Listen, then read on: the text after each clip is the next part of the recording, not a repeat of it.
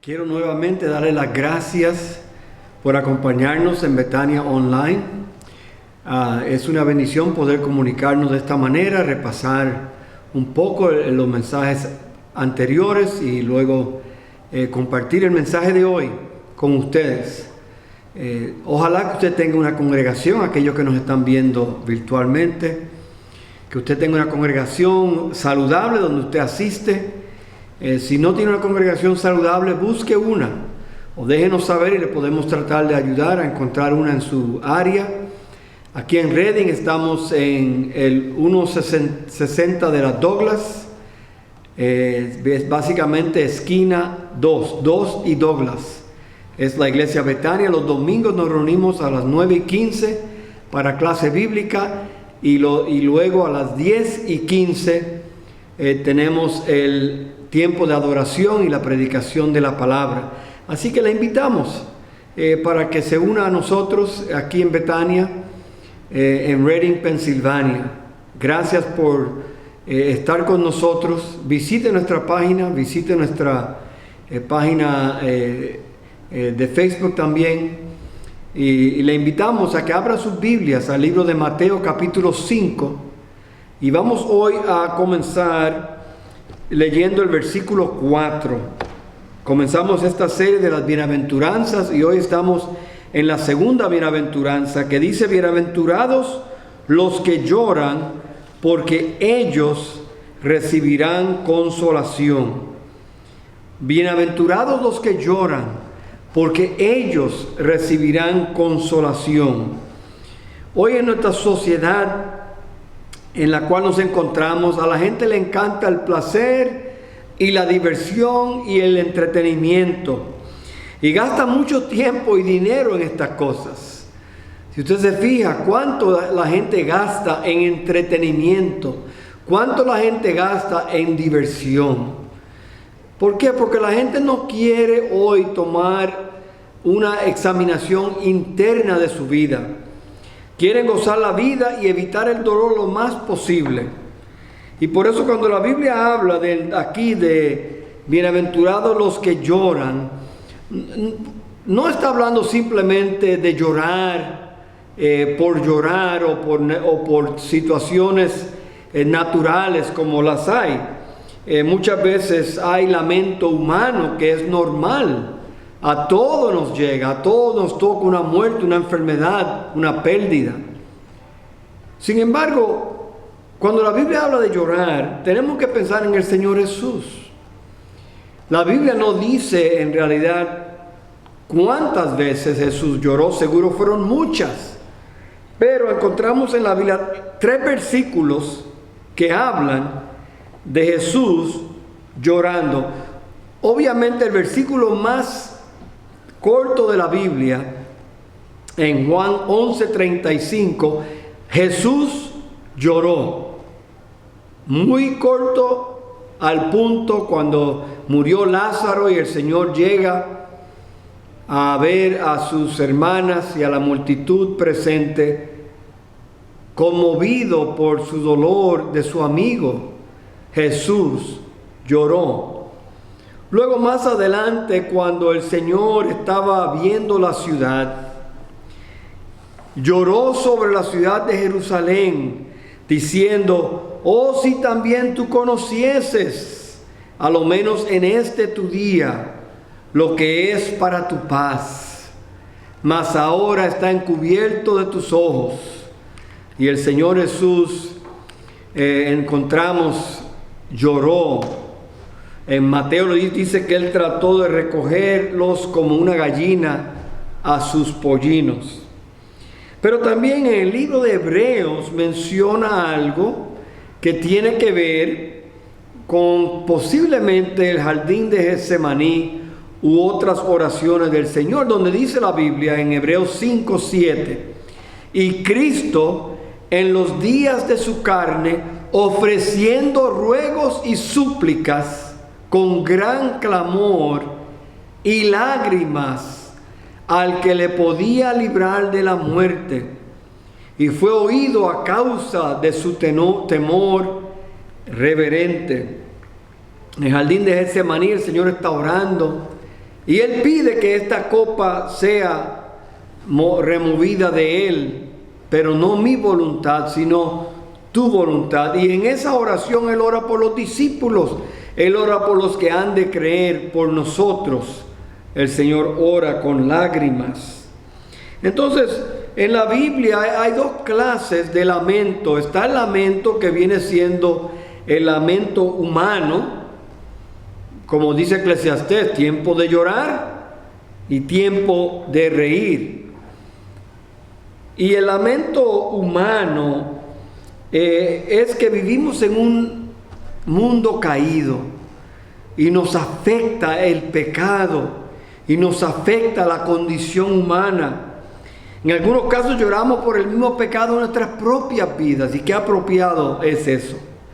Lloramos cuando le causamos dolor a un individuo, a un amigo, a un familiar. Algo que hicimos le causa dolor, algún fracaso, algún pecado, alguna ofensa. Quizás es lamentándonos por la incredulidad en el mundo y la falta de amor y el aumento de odio y de crimen y de violencia. Nos causa dolor. Nos causa dolor la desobediencia de otros creyentes que han decidido desobedecer a Dios, que han decidido abandonar a su cónyuge, que han decidido apartarse de su familia. Un hijo descarriado, por ejemplo, un hijo pródigo. Cuando hay injusticia debemos de lamentar. Cuando el nombre de Dios es blasfemado, cuando la injusticia reina, cuando almas se están perdiendo cada día, eso debe causar lamento y llanto en nuestras vidas. En la Biblia tenemos tantos ejemplos. Dice la Biblia, cuando murió Sara, Abraham lloró. Cuando Jerusalén vio la incredulidad y la desobediencia y el pecado de Israel contra Dios, él lloró sabiendo que el juicio venía. Cuando la mujer vino a Jesús y le lavó los pies con el ungüento carísimo y luego los secó con sus cabellos, lloró. Cuando el Pedro ve al Señor después de haberlo negado 3 veces, Pedro lloró amargamente. La Biblia habla que ese es un lamento humano. Hay un aumento sobre el pecado en nuestras vidas. Dice 2 de Corintios, el capítulo 7, versículo 10, porque la tristeza que es según Dios produce arrepentimiento para salvación, de que no hay que arrepentirse, pero la tristeza del mundo produce muerte. Entonces vemos aquí que debemos de lamentarnos y llorar sobre nuestro propio pecado. Comienza con ser pobre en espíritu, reconocer y ser humilde ante Dios, humillándonos delante de Él, porque Dios no rechaza un espíritu contrito y humillado. Cuando la Biblia habla de este versículo, los bienaventurados los que lloran, William Barclay, que mencioné la otra vez, lo traduce de esta manera: la bienaventuranza de la persona que tiene el corazón destrozado ante el sufrimiento del mundo y por su propio pecado, porque en su dolor encontrará el gozo del Señor. Así que la Biblia nos habla de esta idea claramente, que tiene que ver con el pecado en nuestras vidas. Hay 9 palabras para lamento en el Nuevo Testamento. Una es llorar congojado a voz alta. Y esta es la idea aquí. Se usa esta palabra cuando los hermanos de José le cuentan a Jacobo que su hermano había sido matado por un animal salvaje. Dice que Jacob lloró con angustia y dolor. Cuando los discípulos supieron que Jesús había muerto antes de la resurrección, ellos lloraron severamente y seriamente. Es una palabra que se usa mayormente para la muerte de un ser querido. Pero en esta ocasión, yo creo que el autor está hablando de nosotros lamentarnos por nuestro pecado y llorar por nuestro propio pecado. Cuando David ora en el Salmo 51, después de haber cometido el pecado de adulterio con Betsabé y de homicidio con su esposo, el profeta Natán va donde él y David se arrepiente. Y David ora de esta manera, y vamos a leer la mayoría del capítulo 51 del libro de los Salmos. Dice: ten piedad de mí, oh Dios, conforme a tu misericordia, conforme a la multitud de tus piedades. Borra mis rebeliones, lávame más y más de mi maldad, límpiame de mi pecado. Noten él tomando la culpa personal. Conforme, dice, porque yo reconozco mis rebeliones y mi pecado está siempre delante de mí. Contra ti solo he pecado y he hecho lo malo delante de tus ojos. Dice, para que seas reconocido justo en tu palabra y tenido por puro en tu juicio.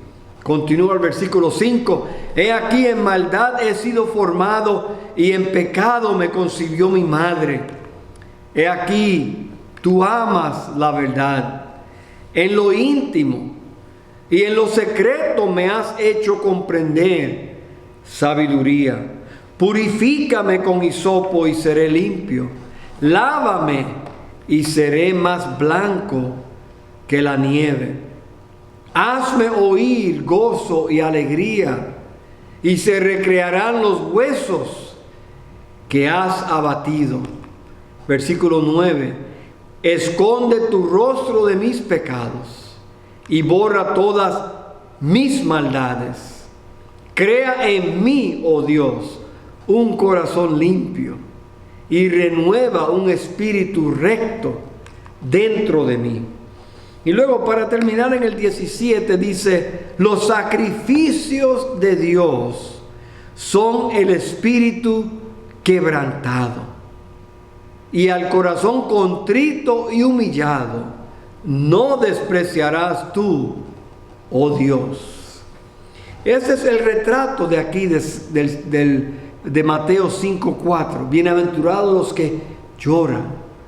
Hermanos, es un espíritu quebrantado por el pecado nuestro. ¿Cuándo fue la última vez que usted lloró por su pecado? Es una pregunta que nos debemos de hacer. ¿Cuán serio tomamos el pecado? Y muchas personas no llegan a ese punto en su vida. ¿Por qué? Porque aman su pecado. Porque aman lo que están haciendo o la adicción en la cual se encuentran. Toman a Dios por demás, piensan que habrá tiempo para arrepentirme. Otro día lo haré. Hermanos, la Biblia dice: deje el impío su camino y el hombre inicuo sus pensamientos, y vuélvase a Jehová, el cual de él tendrá misericordia, y al Dios nuestro, el cual será amplio en perdonar. Dios nos invita a volver a Él, y es una invitación que muchos rechazan o demoran o evitan. Es orgullo, hermanos. Es el orgullo que creemos que podemos esconder nuestro pecado de Dios. Es imposible. Dios lo ve todo. Entonces, vamos a continuar, porque para nosotros realmente llegar al punto de lamentar y llorar sobre nuestro pecado, tenemos que entender dos cosas. La primera de ellas es la cruz de Cristo. Hermanos, ¿cuán seriamente toma usted su pecado? ¿Usted sabía que el pecado suyo llevó a Cristo a la cruz? El pecado mío llevó a Cristo a la cruz. Que no había otra solución excepto la muerte de un hombre inocente, de un sacrificio perfecto. El Hijo de Dios tuvo que morir. Y a veces tomamos el pecado en nuestras vidas como un relajo, como algo que no es tan serio. Sin embargo, Dios no lo toma serio, porque Dios envió a su Hijo a morir por nuestro pecado. ¿Entiende usted la cruz? ¿Realmente comprende usted la seriedad de sus pecados? ¿Comprendo yo la seriedad de mis pecados? ¿Usted sabía que el pecado suyo le rompe el corazón a Dios? Hace que Dios se sienta ofendido, que Dios se sienta entristecido por el pecado suyo y el mío. ¿Cuán serio mira usted la cruz de Cristo? Y segundo, ¿cuán serio miras tu propio pecado? Tu pecado es el que nos separa a usted de Dios. Mi pecado es el que me separa a mí de Dios. Y por lo tanto tenemos que pensar seriamente en el pecado en nuestras vidas. Todos pecamos. Hay pecados que cometemos en rebelión contra Dios. Hay pecados que nosotros posiblemente es un pecado de omisión, cosas que no hacemos, que sabemos que debemos hacer. Y hay pecados de pensamientos y de palabras. Hermanos, el verdadero duelo por el pecado no se enfoca en nosotros mismos, ni siquiera en nuestro pecado. Se enfoca en Dios, quien solo puede perdonar y eliminar nuestro pecado. Dice la Biblia en el libro de Salmo, que ya leímos, el versículo 3 del capítulo 51, Salmo 51, 3, porque yo reconozco mis rebeliones y mi pecado está siempre delante de mí. Noten, él reconocía que no era un error, no era un tropiezo, era una rebelión contra Dios.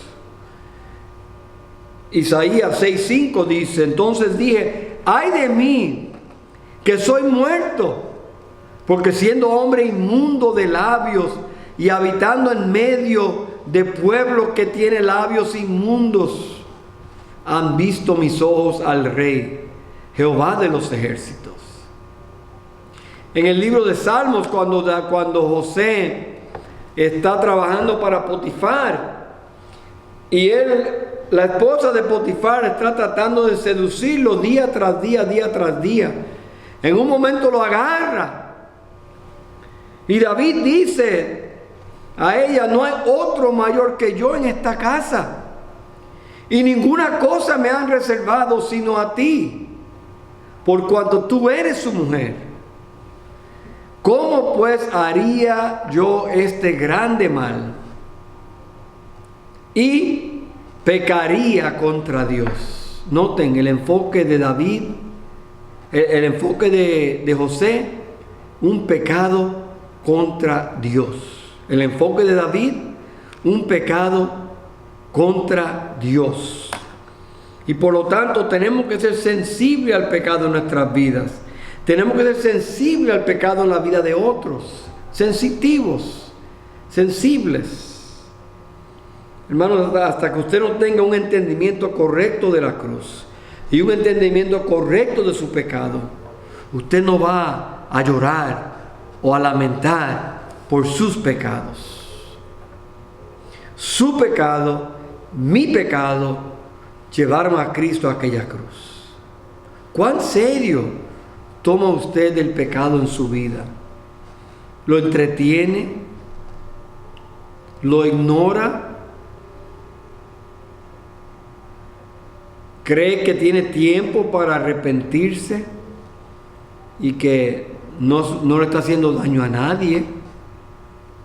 Hermanos, el pecado es como un cáncer, nos hace daño a todos.